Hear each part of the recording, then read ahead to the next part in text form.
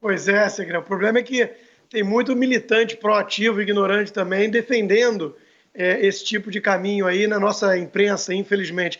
Eu queria traçar um paralelo com o Brasil, já que você conhece bem os dois países e as realidades, ainda sobre a questão eleitoral. Eu escrevi sobre isso, inclusive, para a revista que o Navarro é editor, né? A Revista Oeste. O Macri ele venceu com uma plataforma liberal e não conseguiu entregar. No final, ele já tinha virado basicamente um populista, até querendo falar em congelamento de preços. Né?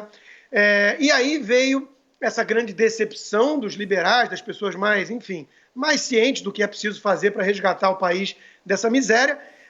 Estavam decepcionados, a alternativa era o Foro de São Paulo, é isso aí que a gente está vendo.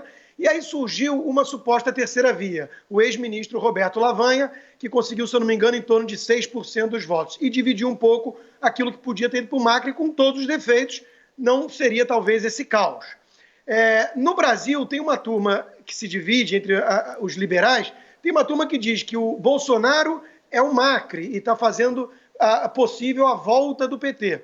E tem uma outra turma que diz, não, vocês estão demonizando o Bolsonaro e ajudando com a história de uma terceira via a voltar o PT ao poder. Como é que você avalia essa disputa de visões de mundo aí no Brasil? Tanto na Argentina quanto no Brasil, eu acho que está claro, fica claro que precisa de um conceito, não chamo de liberal, chamo de sentido comum, diminuir a despesa pública, enxugar o tamanho do Estado e fazer ele mais eficiente, como seria em qualquer empresa que deseja sobreviver e lucrar. O Estado não lucra, mas ele tem que sobreviver e dar ferramentas para, por exemplo, a geração de emprego, que isso, incrivelmente, por mais louco que pareça para um populista, é o melhor que tem, porque isso demanda também ingressos para o Estado, o que, por sinal, ajuda para a ajuda social.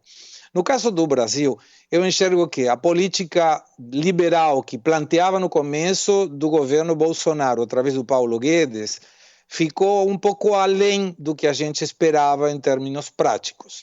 Quando você avalia a realidade brasileira, na minha subjetiva opinião, nós teríamos um governo muito melhor se o Bolsonaro não falasse algumas coisas que ele fala.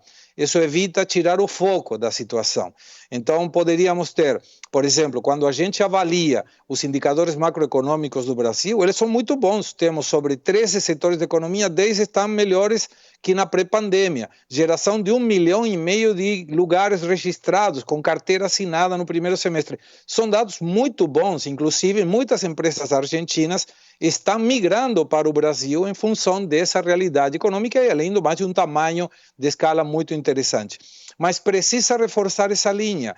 Eu não enxergo que, por exemplo, se não tiver uma segunda sentença do Lula em segunda instância, não enxergo que Lula vai ganhar. Imagino que se o Lula ganha é porque o Bolsonaro perdeu.